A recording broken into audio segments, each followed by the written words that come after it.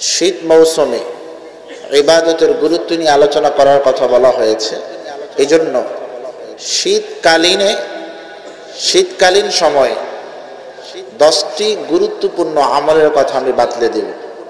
কারণ ওয়াজ মাহফিল তো অনেকই হয়, আমরা কানের মজা নেই, দিলের মজা নেই, কিন্তু আমরা আমল শিখে বাড়িতে গিয়ে আমল করে জান্নাতি হতে পারি না, ঠিক কিনা জোরে বলেন?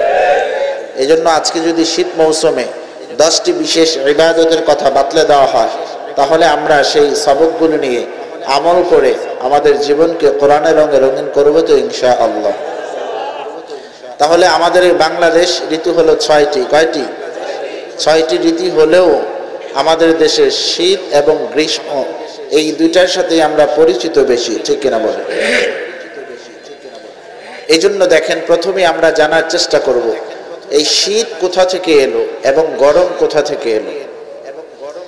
কারণ শীত গরম এটা শুধু বাংলাদেশ নয়, পৃথিবীর সব দেশেই ঘুরে ফিরে শীতও আছে, গরমও আছে, আছে না? এই জোরে বলেন। এই দুটি কোত্থেকে আসলো আসেন এর কারণ জানার চেষ্টা করি। এর কারণ আপনি কোনো কারেন্ট নলেজে পাবেন না, কোনো ডিকশনারিতে পাবেন না।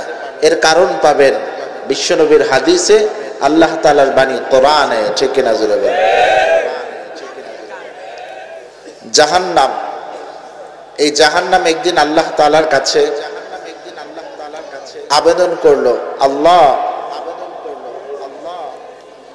আমার এক পাশের অংশ আরেক পাশ গিলে ফেলতেছে। জাহান্নাম আবেদন করেছে কার কাছে? আল্লাহর কাছে। কারণ জাহান্নামের আগুনগুলো জ্বলতেছে কি জ্বলতেছে না? জোরে বলেন। জ্বলতেছে। এই জন্য আল্লাহ পাক রব্বুল আলামিন জাহান্নামের জবান খুলে দিয়েছে। জাহান্নাম কথা বলতেছে আল্লাহর সাথে, আল্লাহকে বলতেছে, আল্লাহ আমার এক অংশ আরেক অংশকে কি করতে ফেলতেছে? গিলে ফেলতেছে। তখন আল্লাহ তাআলা একটি সমাধান দিয়েছে। সেই সমাধানের কথাটাই আপনি পাবেন মুসনাদে আহমদের ৭৭২২ নং হাদিস। মুসলমান ইমানদার, শীতকালীন সময় আমরা কিভাবে পেলাম? গরমকালীন সময় আমরা কিভাবে পেলাম? এর উত্তর আমাকে দিতে হবে না, স্বয়ং আমাদের নবী জনাবে মুহাম্মদুর রাসূলুল্লাহ সাল্লাল্লাহু আলাইহি ওয়াসাল্লাম তার মুখসৃত বাণী হাদিসে গুণ উল্লেখ করেছেন। এর উত্তর আপনি পাবেন মুসনাদে আহমদের ৭৭২২ নং হাদিস। আল্লাহর রাসূল সেখানে জানায়া দেন, ইশতাকাতিন নারু ইলা রাব্বিহা ফাকালাত রাব্বি আকালা বা'দি বা'দান ফাআযিনা লাহা বিনাফসাইন নাফসিন ফিশ শিতা'i ওয়া নাফসিন ফিস সাইফ ফাআশাদ্দু মা তাজিদুনা মিনাল হাদমি ওয়া আশাদ্দু মা তাজিদুনা মিনাজ জামহারির। এই হাদিসের মধ্যে জানায়া দেন, জাহান্নাম আল্লাহর কাছে আবেদন করলেন, ওগো আল্লাহ আমার একটি অংশ আরেকটি অংশকে গ্রাস করে ফেলতেছে, গিলে ফেলতেছে। আমার আল্লাহ সমাধান হিসাবে জাহান্নামকে বললেন, এ জাহান্নাম এই সমস্যা থেকে উত্তোলন হওয়ার জন্য, এই সমস্যা থেকে তুমি যেন সমাধান পাও, তোমাকে আমি আল্লাহ তাআলা অনুমতি দিয়ে দিলাম। তুমি 2টা নিঃশ্বাস ছাড়ার অনুমতি পাইলা। আল্লাহ তাআলা সময়ও বাতলায় দিলেন, এই সময়ে তুমি নিঃশ্বাস ছাড়বা। আরেকটা সময় বাতলায় দিলেন, আরো একটা নিঃশ্বাস ছাড়বা। জাহান্নামকে আমার আল্লাহ 2টা নিঃশ্বাস নেওয়ার জন্য, নিঃশ্বাস ছাড়ার জন্য যখন অনুমতি দেন, জাহান্নাম আল্লাহ তাআলার বাতলানোর সময় একটি নিঃশ্বাস যখন ছেড়েছে, এই নিঃশ্বাসটাই হয়ে গেছে গ্রীষ্মকাল তথা গরমকাল। এরপরে আল্লাহ তাআলার বাতলানোর সময় যখন আবার আরেকটা নিঃশ্বাস নিয়েছে, এই নিঃশ্বাসটা হয়ে গেছে শীতকাল। মুসলমান ভাই আমার, জাহান্নাম নিঃশ্বাস ছেড়েছে, হয়তো গরমকাল হবে, ঠিক আছে, আবার ঠান্ডা হলো কেন? যদি ঠান্ডাই হয়ে থাকে আবার কেন গরম হলো? যে কোনো একটা হবে, দুইটা কেন হলো? এই প্রশ্নের উত্তরে আমি একটু পরে আসতেছি। তবে এখান থেকে আমরা জানলাম গরম কোত্থেকে আসছে, শীত কোত্থেকে আসছে। জাহান্নাম নিঃশ্বাস ছাড়ার পর গরমকাল হয়ে গেছে, আবার নিঃশ্বাস ছাড়ার পর ঠান্ডাকাল হয়ে গেছে। এ মুসলমান, এ কথা আমরা জানলাম। এখন আমরা জানবো শীতকালীন 10টি বিশেষ ইবাদতের কথা। 1 নম্বর ইবাদত, শীতকালীন সময় বিশেষ 1 নম্বর ইবাদত। এ মুসলমান ভাই, 1 নম্বর ইবাদতের কথাটা আমরা জেনে নেই। আমরা শীতকালীন সময় 1 নম্বর ইবাদত করব, তথা শীতকালীন সময়ে খাদ্যের আধিক্যের কারণে 1 নম্বর ইবাদত হবে আল্লাহর দরবারে শুকরিয়া আদায় করা। শীতকালীন সময়ে আল্লাহ তাআলা আমাদের রুচি পরিবর্তন করে দেয়, খাদ্য তালিকায় আল্লাহ তাআলা নতুন নতুন খাবার দিয়ে দেয়, ঠিক কিনা জোরে বলেন? শীতকালীন সময়ে আমরা পাই বাঁধাকপি, ফুলকপি, সিম, শালগম, টমেটো, গাজর, শসা, কাঁচামরিচ, ধনেপাতা, ঠিক কিনা জোরে বলেন? আমার আল্লাহ এই কথা জানায় দিয়েছেন সূরাতুল আবাসা 24 থেকে নিয়ে 32 নং আয়াত পর্যন্ত আমাদের খাদ্য তালিকার একটি লিস্ট আমার আল্লাহ তাআলা দিয়ে দিয়েছেন। আমার আল্লাহ দিয়েছেন ফালয়ানজুরিল ইনসানু ইলা তুআমিহি আন্না সাবাবনাল মা'a সাব্বা থুম্মা শাকাকনাল আরদা শাক্কা ফাআমবাতনা فيها حبا وعنبا وقضبا وزيتونا ونخلا وحدائق غلبا وفاكهة وأبا متاعا لكم ولأنعامكم। আমার আল্লাহ তাআলা সূরাতুল আবাসা 24 নং আয়াত থেকে নিয়ে 32 নং আয়াত পর্যন্ত আমার আল্লাহ জানায় দেন মানুষ তাদের খাদ্যের প্রতি লক্ষ্য করুক। আমাদেরকে বলতেছে তোমরা তোমাদের খাদ্যের উপর একটু লক্ষ্য করো। লক্ষ্য করলে কি হবে? আল্লাহ বলেছেন আমি আল্লাহ অঝড় দ্বারা বৃষ্টি নাজিল করে জমিনকে আমি আল্লাহ তাআলা উর্বর করে দিয়েছি। উর্বর জমিনের মধ্যে আল্লাহ তাআলা কি বলতেছেন শুনে নেন। আল্লাহ তাআলা বলতেছেন শস্যাদি, আঙ্গুর, শাক সবজি, জলপাই, খেজুর, বহু বৃক্ষ বিশিষ্ট বাগান, ফল ফলাদি ও ঘাস, এগুলো আমি আল্লাহ তাআলা জমিনে সৃষ্টি করে দিয়েছি। কেন সৃষ্টি করেছি জানো? আল্লাহ তাআলা বলতেছেন পশুকুলের জীবন ধারণের জন্য আমি আল্লাহ সৃষ্টি করেছি। এই আয়াতগুলোর মধ্যে আমার আল্লাহ জানা দিয়েছেন আল্লাহ যদি বৃষ্টি নাজিল না করতেন জমিন উর্বর হতো না। আর জমিন যদি উর্বর না হয় তাহলে জমিন কিন্তু ফসল দিবে না। আর যদি জমিন ফসল না দেয় আমরা কিন্তু আমাদের রিজিক অন্বেষণ করতে পারবো না, আমরা খাদ্য অনুসন্ধান করতে পারবো না। এই জন্য আমার আল্লাহ জানায় দেন আসমান থেকে বৃষ্টি নাজিল করে জমিনকে বিদীর্ণ করে জমিনকে উর্বর করেছেন। উর্বর জমিনের মধ্যে আমরা ফসল ফলায় যেহেতু খাই, এজন্য শীতকালীন 1 নম্বর ইবাদত হবে আমরা হার নিয়ামত পর শুকরিয়া আদায় করতে হবে, ঠিক কিনা? আজকে ইবাদতের ওয়াজ করলে, আমলের ওয়াজ করলে ভালো লাগে না, কারণ শয়তান আমাদের আমল করতে দিতে চায় না। আমরা ওয়াজ মাহফিলে আসি কানকে শোক করার জন্য, আমরা ওয়াজ মাহফিলে আসি আমরা দিলের মজা লাগাবার জন্য, কিন্তু ওয়াজ শুনতে আসি, ওয়াজ নিতে আসি না। আজকে ওয়াজ শোনার মধ্যেই সীমাবদ্ধ না থাইকা ওয়াজ শুনে ওয়াজ কিছু বাড়িতে নিয়ে আমল করার নিয়ত করা যায় তো ইনশাআল্লাহ। শীতকালীন সময়ে 10টি বিশেষ আমল, কেন আপনি আমল করবেন না? এ মুসলমান, শীত এবং গ্রীষ্মের কথা আমার আল্লাহ পবিত্র কোরআনে কিন্তু ঘোষণা করেছেন 6 ঋতুর কথা আসে নাই, শীতের কথা আসছে, গ্রীষ্মের কথা আসছে। আমি খুতবাতে আয়াত তেলাওয়াত করেছি সূরাতুল কুরাইশের 2 নং আয়াত। এই 2 নং আয়াতে আমার আল্লাহ শীত এবং গ্রীষ্মের কথা বলেছেন। ইলাফিহিম রিহলাতাশ শিতা'i ওয়াস-সাইফ। আল্লাহ তাআলা কুরাইশ বংশের লোকদের ইঙ্গিত করে আমার আল্লাহ বলেন, কুরাইশ গোত্রের লোকেরা শীত এবং গ্রীষ্মে ভ্রমণ করতে পছন্দ করে। আল্লাহ তাআলা এই 2টি সৃজনের কথা বলছেন।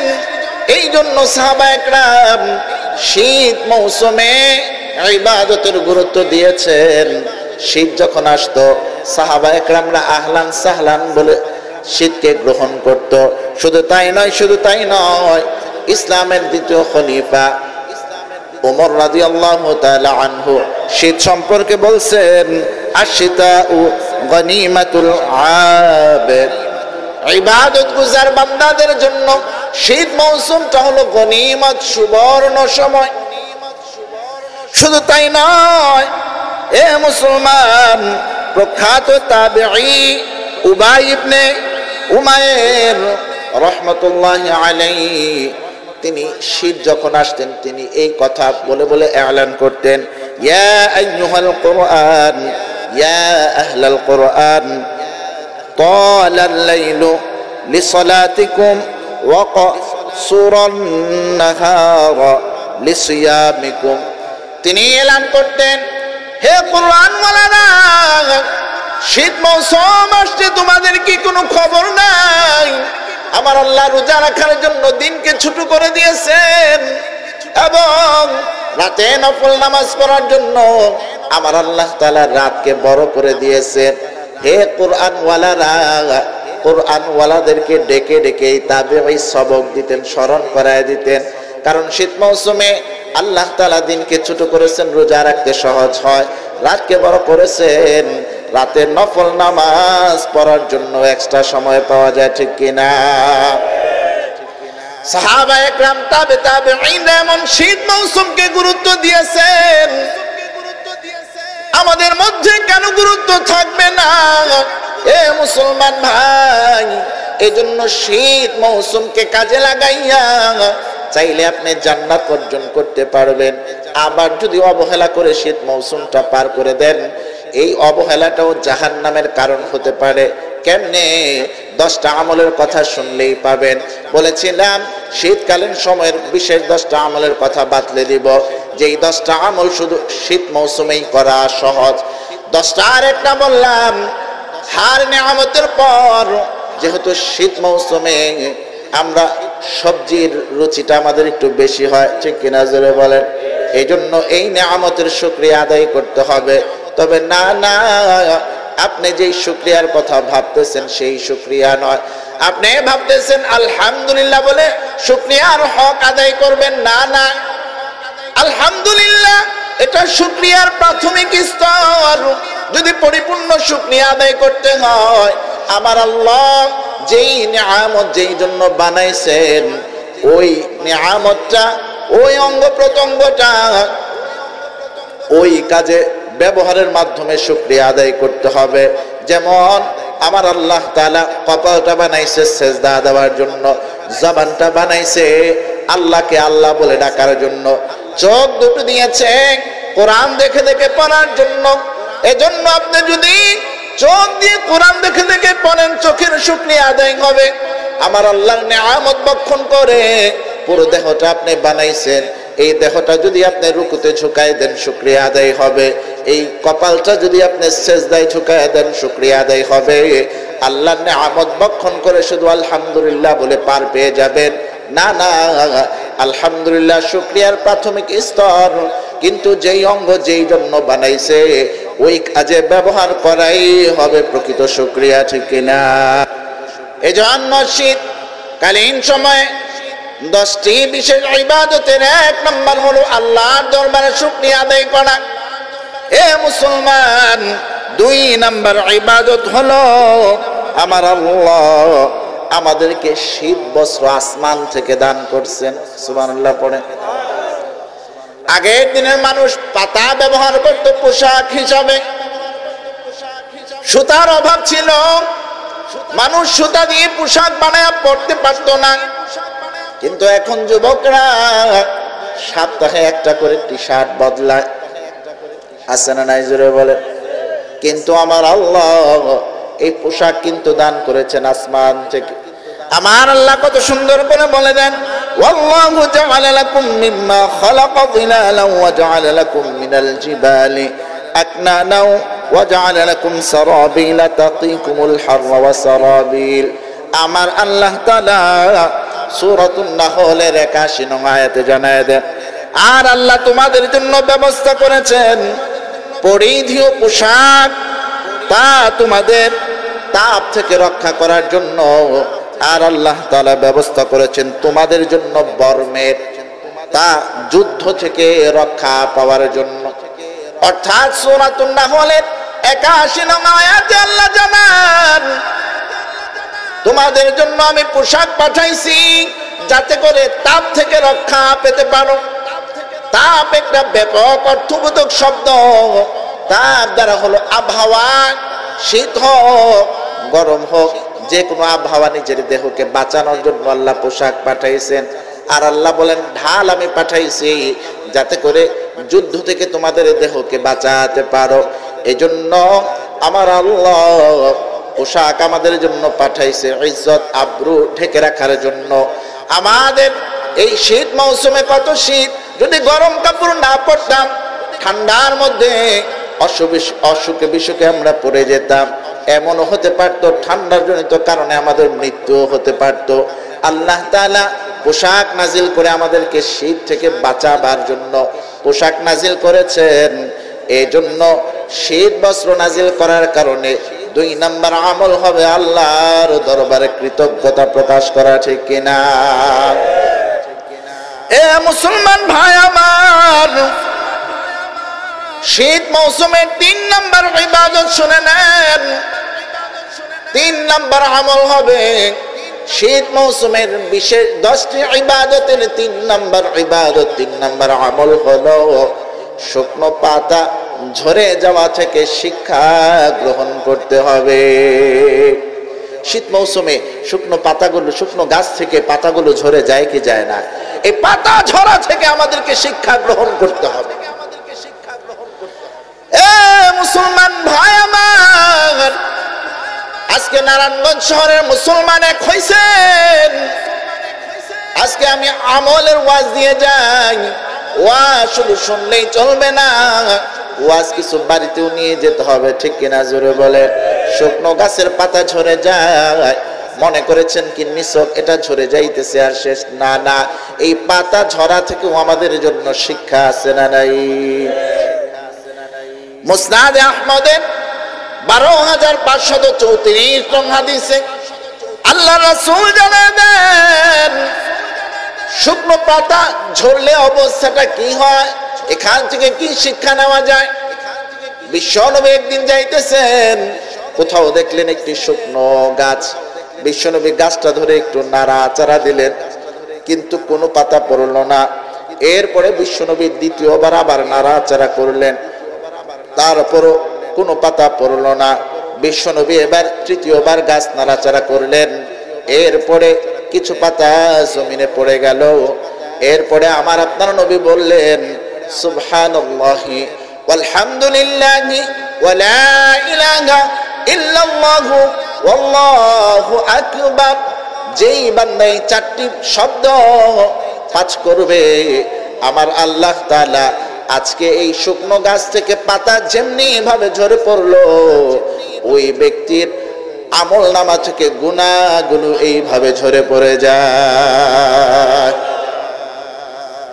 আমাদের আমল নামা থেকে গুনাহ ঝরে পড়বে ওই শুকনো গাছের পাতার মতো।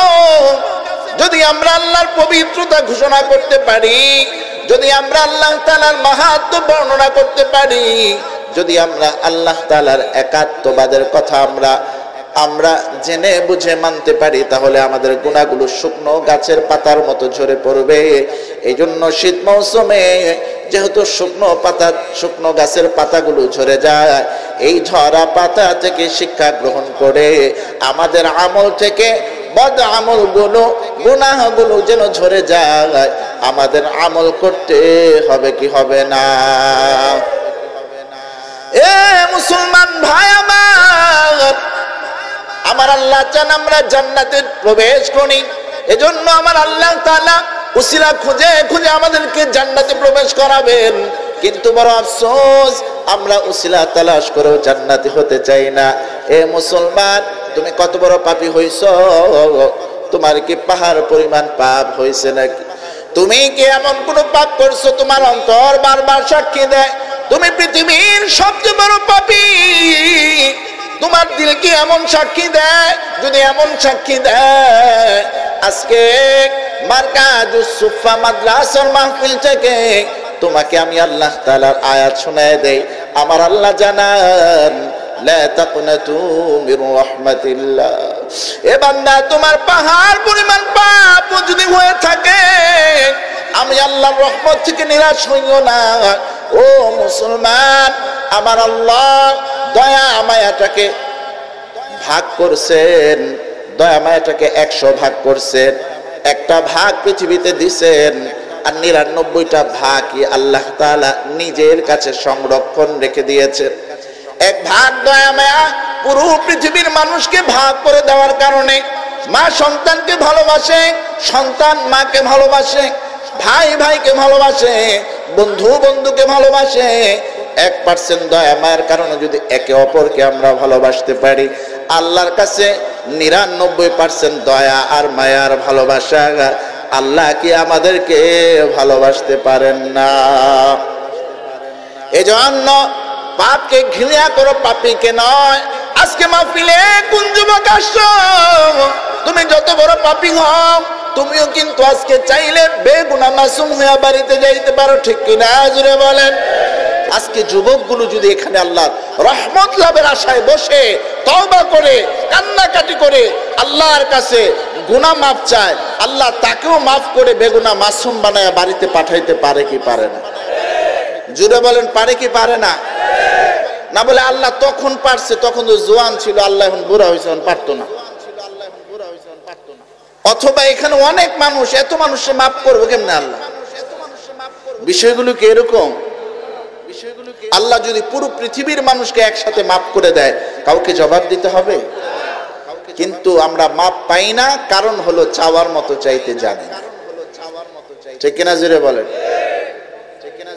এজন্য শীত মৌসুমে 3 নাম্বার আমল হলো এই যে গাছের পাতা ঝরে পড়ে যায়, আমাদের গুনাহগুলো এইভাবে ঝরে পড়ে যাবে যদি আমরা বলতে পারি সুবহানাল্লাহি আলহামদুলিল্লাহি ওয়া লা ইলাহা ইল্লাল্লাহু আল্লাহু আকবার। অর্থাৎ হর হালতে যদি আল্লাহর নাম স্মরণ রাখতে পারি, আল্লাহ এই পাতার মতো আমাদের গুনাহগুলো ঝরায় দিবেন, ঠিক কিনা? জোরে বলেন। এবার আসুন 4 নাম্বার আমল। 4 নাম্বার আমল হলো ওযুর ব্যাপারে সতর্ক থাকা। কারণ শীত মৌসুমে আমরা ওযু করি, এমন ভাবে ওযু করি কোন রকম হয়, মুখের অগ্রভাগটা কোন রকম ধুইয়া দৌড় দেয়, অথচ এক কানের লতি হতে অপর কানের লতি পর্যন্ত, চুলের গোড়া থেকে থুতনির নিচ পর্যন্ত হলো চেহারার সীমারেখা, ঠিক কিনা? জোরে বলেন। একেবারে সুন্দরভাবে ধুতে হবে। ওযুর যেই অঙ্গ প্রত্যঙ্গগুলো ধোয়া ফরজ, এগুলো চুল পরিমাণ শুকনা থাকলে ওযু হবে না, ঠিক কিনা? জোরে বলেন। এই জন্য শীত মৌসুমে আমরা ওযুর ব্যাপারে কি থাকতে হবে?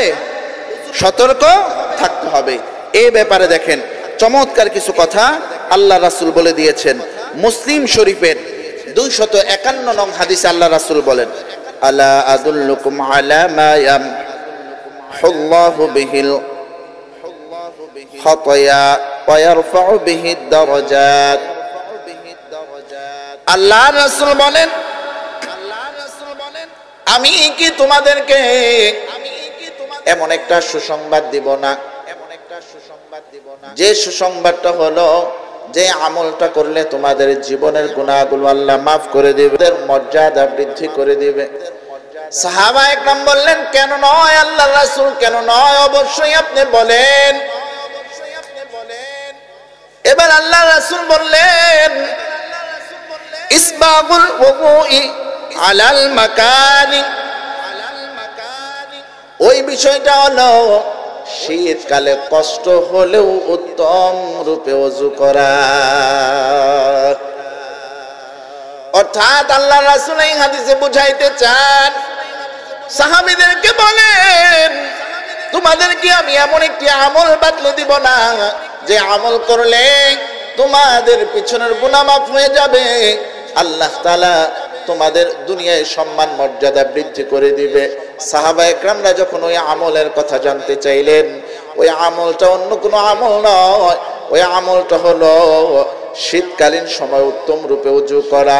এই জন্য শীতকালীন সময়ে যদি আমরা উত্তম রূপে ওযু করতে পারি, আমাদের গুনাহসমূহ একজন মাফ করবেন, তিনি কে? রেখে দিলাম 4 নাম্বার পয়েন্ট। তবে হ্যাঁ, 4 নাম্বার পয়েন্টে আরেকটা কথা আমি বলে দেই, শুধু ওযুর ব্যাপারে হাদিস আসছে বিষয়টা এমন না, নামাজের ব্যাপারেও কিন্তু আসছে। শীতকালীন নামাজ এই বর্ণনাও আপনি পাবেন বুখারী শরীফের মধ্যে।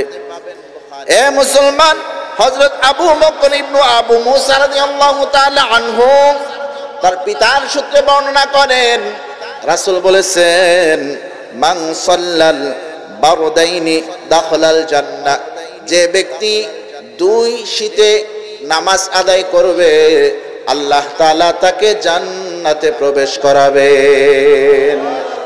2 শীতের নামাজ মানে ফজরের নামাজ এবং আসরের নামাজ। ফজরের সময় পানিটা একটু ঠান্ডা বেশি থাকে, ঠিক কিনা জোরে বলেন? আবার ইসলামে দুপুরে খাওয়া দাওয়ার পরে একটু রেস্ট নেওয়া এটা সুন্নাহ, ঠিক কিনা বলেন? দুপুরে আবার ঘুম থেকে উঠে আবার পানি ধরা একটু কষ্ট হয়। এই 2 নামাজে যারা উত্তম রূপে ওযু করে এই 2 শীতের নামাজ আদায় করবে, দাখালাল জান্নাহ, আল্লাহ রাসূল বলতেছেন আল্লাহ তাআলা তাকে জান্নাতে প্রবেশ করাবে। তাহলে শীতের ওযু গুনাহ মাফ হবে, দুনিয়া মর্যাদা বাড়বে, আর শীতের নামাজ আমাদেরকে জান্নাতে প্রবেশ করাবে। তাহলে শীতকালে নামাজ বেশি বেশি পড়া দরকার আছে না নাই? জোরে বলেন। তাহলে 4 নাম্বার পয়েন্ট এখানে রেখে দিলাম। 5 নাম্বার পয়েন্ট আসেন। 5 নাম্বার পয়েন্ট হলো শীতের রাত যেহেতু বড় হয়, ডাক্তারের শাস্ত্রে একজন সুস্থ মানুষ ঘুমাতে মানে কয় ঘন্টা ঘুমাবে? 6 থেকে 8 ঘন্টা ঘুমাইলেই যথেষ্ট, ঠিক কিনা জোরে বলুন? আর শীতকালের রাত্র 10 ঘন্টাও হয়ে যায়, 12 ঘন্টাও হয়ে যায়, ঠিক কিনা জোরে বলেন? এই জন্য আপনি 8 ঘন্টা ঘুমালেও আরো আপনার হাতে সময় থাকে কয়েক ঘন্টা, ঠিক কিনা জোরে বলেন? এই জন্য আপনি ফজর আজান দিলে উঠবেন, এই নিয়ত করছেন কেন?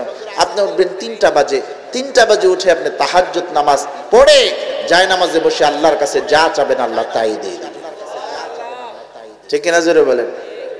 এই কথা আল্লাহ দেখেন পবিত্র কোরআনে সূরাতুজ জারিয়াতের 17 এবং 18 নং আয়াতে বলে, আল্লাহ বলে, কানু কালিলাম মিনাল লাইলি মা ইয়াহজাউন ওয়া বিল আসহারি হুম ইস্তাগফিরুন, তারা রাতের অল্প সময় ঘুমায় এবং রাতের শেষ প্রহরে ক্ষমা প্রার্থনা করে।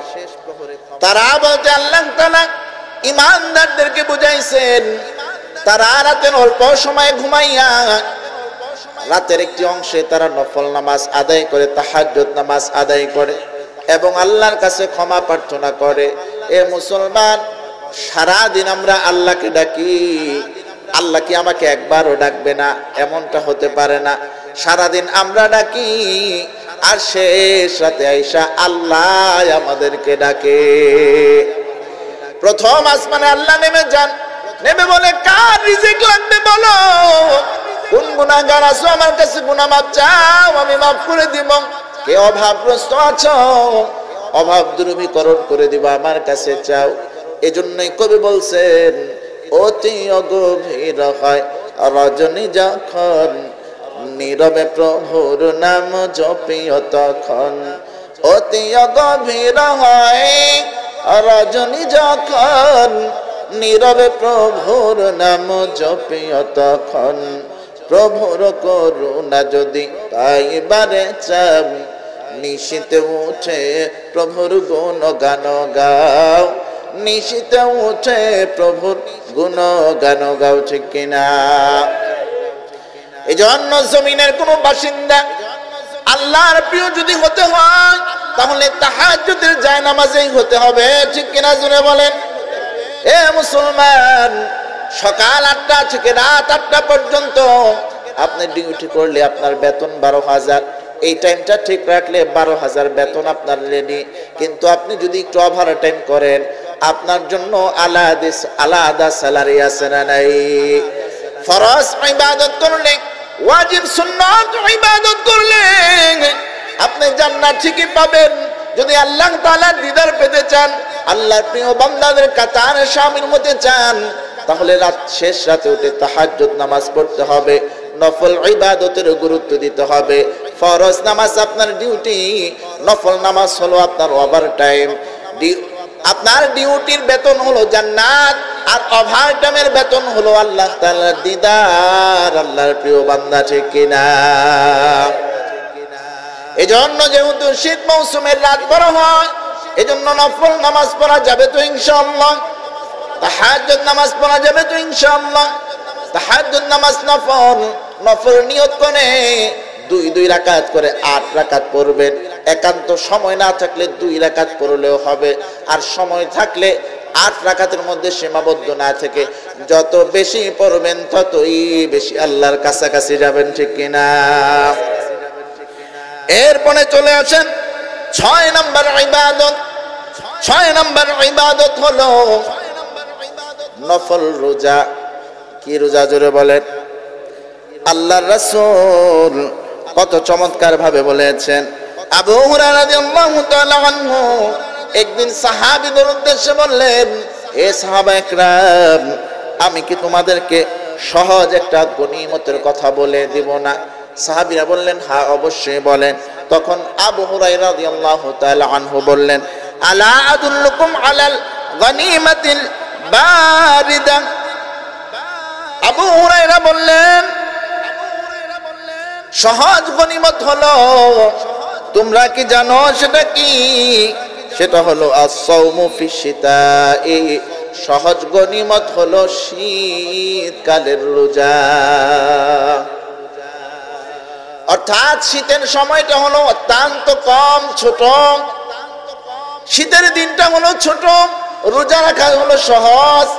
আবু হুরায়রা বুঝাইতে চান, রোজার জন্য তোমাদেরকে একটু সহজ সময়ের কথা বলে দিব নাকি? সাহাবীরা যখন বলছে বলে দেন, তখন আবু হুরায়রা স্মরণ করে দিয়েছে শীত মৌসুমের দিনের বেলা রোজা রাখা সহজ। এই জন্য আমরা রোজা যদি রাখতে পারি তাহলে আল্লাহর কাছাকাছি পৌঁছাইতে পারবো। রোজার ফজিলত কি জানেন? রোজাদারদের জন্য আলাদা একটা জান্নাত আছে।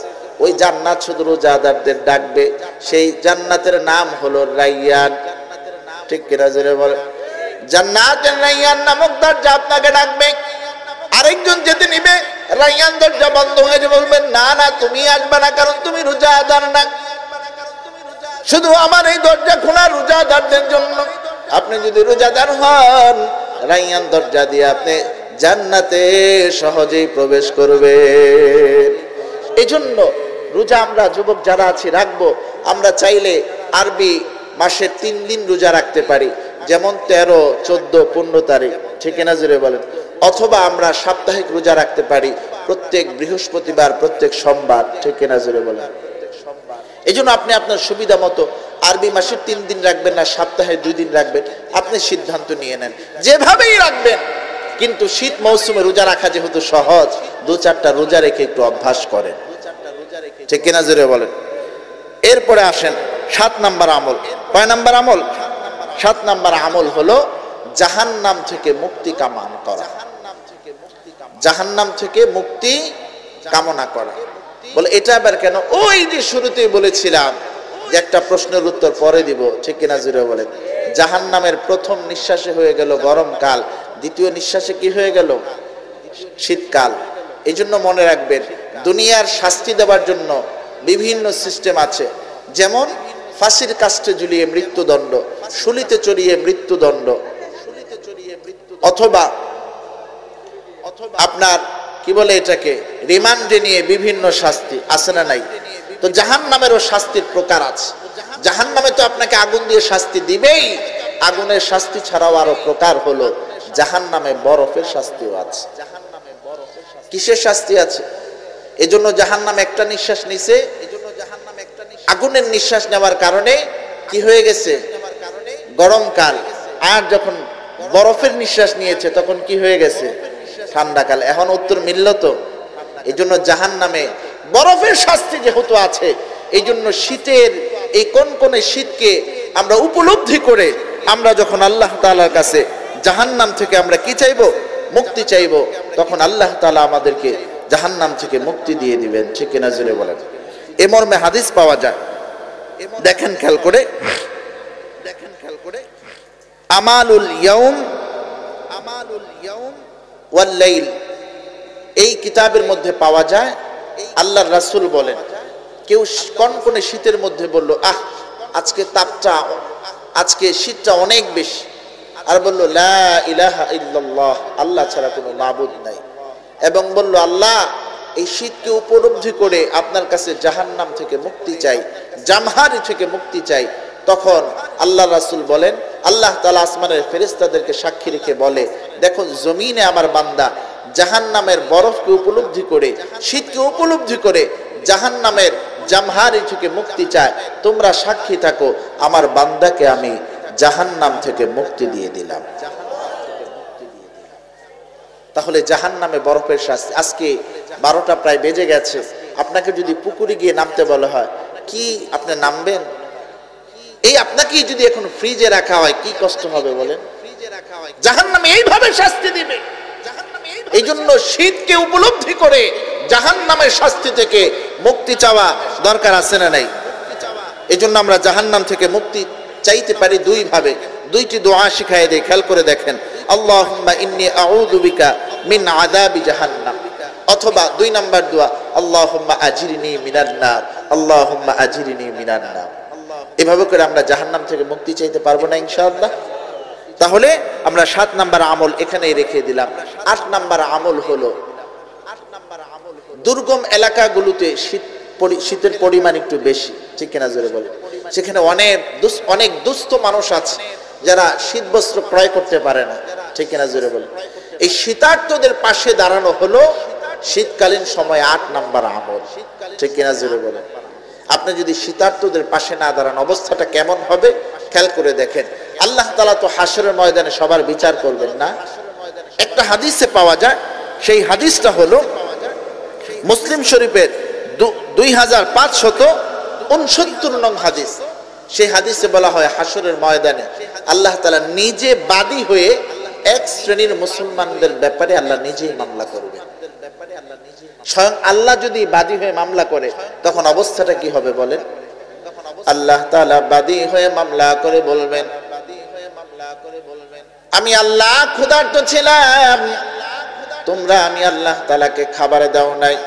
আমি আল্লাহ পিপাসার্ত ছিলাম, আমি আল্লাহকে তোমরা পানি পান করাও নাই। আমি আল্লাহকে তোমরা বস্ত্র দাও নাই। তখন বান্দারা বিস্ময় প্রকাশ করে বলবেন, ও আল্লাহ, আপনি তো আমাদের রব, আপনি তো আমাদের সব, আপনি তো ক্ষুধা থেকে উঠতে, পিপাসা থেকে উঠতে, আপনার আবার কিভাবে পিপাসা লাগলো, আপনি আবার ক্ষুধা অনুভব কিভাবে করলেন, আর আমরা এবার আপনাকে কিভাবে খাওয়াবো, কিভাবে পান করাবো? আল্লাহ তখন এই রহস্য ভেঙে দিবেন। আল্লাহ বলবেন, তুমি যে এলাকায় ছিলা, তোমার দৃষ্টির মধ্যে কি কোনো ক্ষুধার্ত ব্যক্তি ছিল না? তোমার চিন্তা শক্তির এরিয়ার মধ্যে কি কোনো পিপাসার্ত বান্দা ছিল না? কোনো বস্ত্রহীন বান্দা কি ছিল না? শীতে কষ্ট করতেছে, চাষার আগে দেখেন কত গরিব মানুষ পলিথিন গায়ে দিয়ে শুয়ে রয়েছে। আপনি তো আরামের লেপ আর কম্বল দিয়ে ঘুমান, কিন্তু কত মানুষ শীত বস্ত্র কিনতে না পাইরা শীতের মধ্যে কষ্ট করে। তাদেরকে লক্ষ্য করে আল্লাহ বলেন, ওই মানুষকে যদি তুমি পানি পান করাইতা, ওই মানুষকে যদি তুমি খাওয়াইতা, ওই মানুষকে যদি তুমি শীত বস্ত্র দিতা, তাহলে আমি আল্লাহকে দেওয়া হইতো। যেহেতু তাদেরকে দাও নাই, আমি আল্লাহকে দাও নাই, এখন অবশ্যই আমি তোমাদের ব্যাপারে মামলা দায়ের করে বিচার করব। ধনী ব্যক্তিদের জন্য এই কথা আল্লাহ তাআলা বলে ফেলবেন। সেদিন আমরা যারা ধনাঢ্য আছি আমরা ধরা পড়ে যাব, ঠিক কিনা জোরে বলেন। এই জন্য শীতকালীন সময়ে বিশেষ 10টি আমলের 8 নাম্বার আমল হলো শীতার্তদের পাশে দাঁড়ানো। পারবো না যুবক ভাইরা? নারায়ণগঞ্জ শহরের যুবকরা পারবেন তো ইনশাআল্লাহ? 9 নাম্বার আমল হলো শীতকালীন সময়ে মুখ না ঢেকে নামাজ আদায় করা। শীতের সময় দেখবেন একেবারে চাদর আবৃত করে চেহারা চোহারা ঢেকে এরপর নামাজ পড়ে, এটা নিষেধ। এটা কি নিষেধ করেছে আবু দাউদ শরীফের 643 নং হাদিসে এটা নিষেধ করা হয়েছে যে চাদর দিয়ে বিনা ওযুরে মুখ ঢেকে নামাজ পড়া এটা জায়েজ নেই। এবং শীত মৌসুমে আমরা অনেকেই কি করি, বিনা ওযুরে নামাজের মধ্যে কাশি দিতে থাকি, এটাও কিন্তু নামাজ ভেঙে যাবে, ঠিক কিনা জুড়ে বলেন। কাশি যতটা নিয়ন্ত্রণে রাখা যায়, এরপরে যদি নিয়ন্ত্রণের বাহিরে চলে আসে সেটা ভিন্ন কথা। অনেকে ইচ্ছা করে আরো বেশি বেশি কাশি, আসে না নাই জুড়ে বলেন। তো যদি ইচ্ছা করে কাশি দেয় তার নামাজ আসে না গেছে। আবার চেহারা যদি ঢাইকা নামাজ পড়ে এটা কি জায়েজ হবে? জুড়ে বলেন। তাহলে চেহারা না ঢেকে নামাজ পড়া হলো শীতকালীন বিশেষ 10টি আমলের 9 নাম্বার আমল। কয় নাম্বার আমল? 9 নাম্বার। 10 নাম্বার আমল হলো মোজার উপর মাসেহ করা। সুবহানাল্লাহ পড়ে। আল্লাহ কত সুযোগ দিয়ে দিয়েছে। আপনি একটা চামড়ার মোজা পরে কিনে ওযু করে মোজাটা পরবেন, একদিন পর্যন্ত আপনি এই চামড়ার মোজাটা আর খুলতে হবে না। চামড়ার মোজা পরা অবস্থায় যদি ওযু চলে যায়, আপনি অন্যান্য অঙ্গ প্রত্যঙ্গ ধুবেন, কিন্তু এই চামড়ার মোজার উপরে এভাবে 3 আঙ্গুল দিয়ে শুধু একটু মাসেহ করে দিবেন 3 বার, আপনার ওযু হয়ে যাবে। আর যদি মুসাফির হন তাহলে 3 দিন। কয়দিন? 3 দিন। তাহলে যেহেতু আল্লাহ সুযোগ দিয়েছে, এজন্য চামড়ার মোজা কিনে ওযু করে পড়ে এই সুযোগটা গ্রহণ করব ইনশাআল্লাহ, ঠিক কিনা জোরে বলেন। কিন্তু শর্ত হলো এটা কিন্তু সুতার মোজা হতে পারবে না। কিসের মোজা হতে হবে? চামড়ার মোজা হতে হবে। তাহলে বলেছিলাম শীত মৌসুমে বিশেষ 10টি আমলের কথা বাতলে দিব। তাহলে 10টি আমলের কথা বাতলে দিলাম কি দিলাম?